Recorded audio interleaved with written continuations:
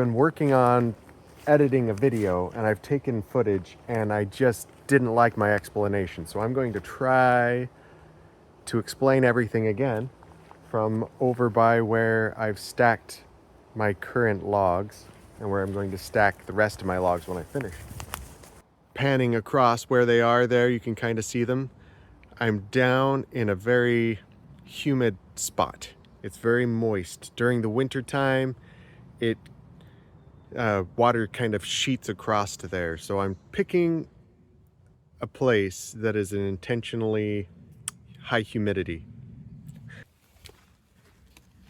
Check out the size of this skunk cabbage leaf.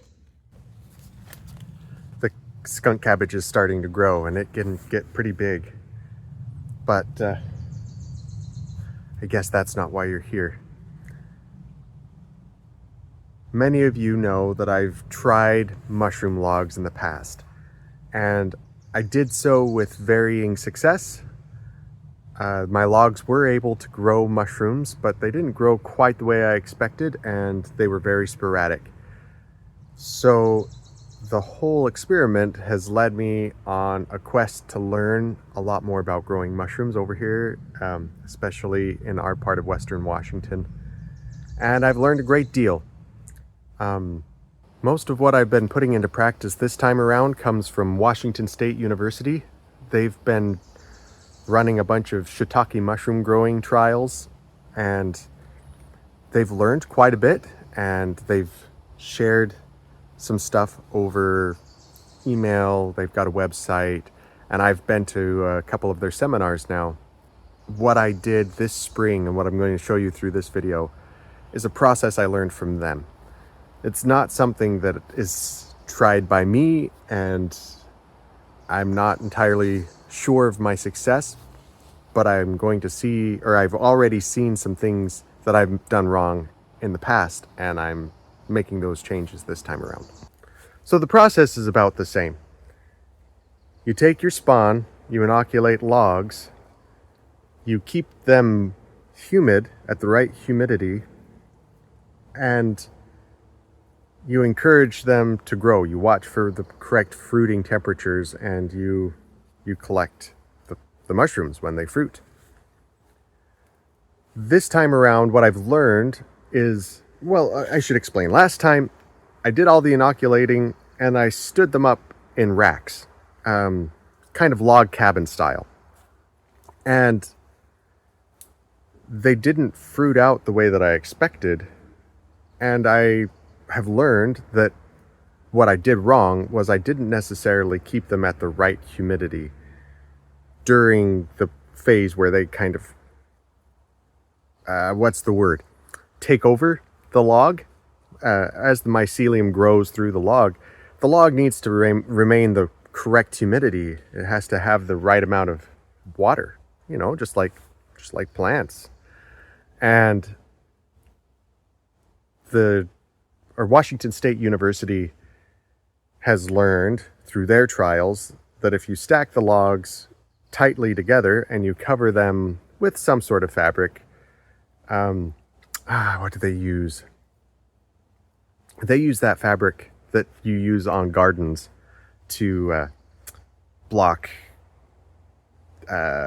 frost, I'm sure gunny sack fabric would work too, Anyway, I haven't ordered any in yet, but they've stacked their logs close together. They cover it with this fabric, and they let it go the first year as the mycelium grows through the log. The second year, they watch for the correct fruiting temperatures, and they actually have techniques to force the fruiting to happen when they want it to, which is kind of cool, and I might be trying that out. What we've just finished doing, and what I'm going to try to demonstrate in this video, is we've just inoculated all of our logs or bolts. An inoculated log is often referred to as a bolt. And I've learned a few techniques also from Washington State University that makes it flow a little more smoothly. Setting up stations definitely helped. We set it all up so we could start with our logs all stacked and ready, I drill the holes. I use the inoculator to fill the holes with sawdust spawn, and then I seal the holes with wax. I found through my research that there's a special drill attachment that goes on an angle grinder that speeds up the process tremendously. The angle grinder is a little more ergonomic than a drill when you're drilling this many holes. The RPMs on the angle grinder are a little bit higher, and it doesn't matter so much when you're drilling green wood. And this drill kind of just sucks itself down in and automatically stops. You can just shoot through the holes. And the drilling has gone from the slowest part to the fastest part of the whole process. I learned how to set up my drilling station from Washington State University. The whole concept is to get your holes optimally spaced across different log diameters. You have a marking jig laterally, and then you have a marking jig on a circular object. I used CDs, and it'll show you how often to rotate the log, and then the stick I used, or the pipe I used, shows me how often to drill the hole.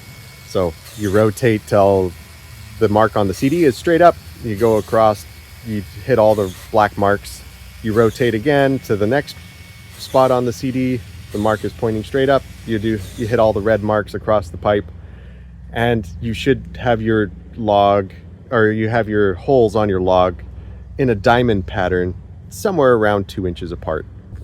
After the drilling station, I set up a table where I can inoculate on one side and I can put the wax sealant on the other side. I bought this really nice thumb activated inoculator. Just pack it full, fill the holes. This has become the slowest part, but it still moves pretty quickly. Once the entire log is inoculated, I just roll it across the table. From the other side, I can put the wax on, seal up the holes. I tried a paintbrush and this little dauber, I guess is best word I have for it, and I liked the dauber the best. The paintbrush didn't quite work as well for me. It just used too much wax. Then from here, I tossed them onto my trailer so I could take them down and out and under the trees. It took me a few hours to do 20 logs. I guess it was 19 logs. And I figure if I'm going into any larger scale, it would take a significant week or more to, inoculate a lot of logs, on a more commercial scale. And speaking of scale, I am trying to look at all of this to determine scale. Do I want to do this at a personal level, enough to grow mushrooms for myself and my family? Or do I want to scale up and maybe produce enough for the community and try to make some money off of it? At this point, I'm wondering if I want to keep it more at a personal scale, because I look at it, when things are growing perfectly, these shiitake logs should produce somewhere around 1 pound of mushrooms a year. That's if I get them to fruit twice. 1/2 pound per log per fruiting, 2 fruitings a year. That would have to scale up significantly before I could make an income on it. And I kind of feel like I would have to love it more than the other things that I love. I've been experimenting with other things, especially wood carving, and I'd maybe rather put my effort into wood carving. We'll figure it all out. The thing that's drawing me towards growing mushrooms, even commercially, is that I'm in the process of doing all my pre-commercial thinning on my forest, right? And I have lots of trees that are the perfect diameter, all red alder, that'll grow mushrooms beautifully, ready to cut and inoculate. It's really easy for me to find that. And then the cool part is I go through and I thin, and there's space to rack all of these bolts of mushroom logs. it's the perfect area because it has canopy cover to keep things, it allows some light in, but it doesn't dry out the land. It seems like a pretty good setup to utilize the land that I have. I'm just trying to decide where to put my energy and my time. Again, if I want to go into wood carving, I can still utilize a lot of these trees that I'm thinning, and I'm going to weigh it all out.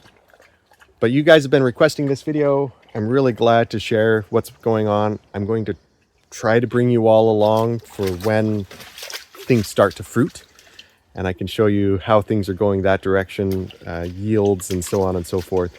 I do believe this is very, very easy for anybody that has a small wood lot. If you have a place to source wood, I don't even think you need a wood lot. This is a stack of 19 logs. It doesn't take that much space. If these logs were operating at their optimal output and you could get 19 pounds of mushrooms off of this stack of logs, it would provide mushrooms for a single person. I mean, you'd have to eat a lot of mushrooms to eat 19 pounds in a year, I think. I hope this is answering the questions that many of you had. Feel free to ask more in the comments. I hope all of you are doing as well as you can be right now, and I wish you all the best. Thanks for taking this journey with me on Simple Ground.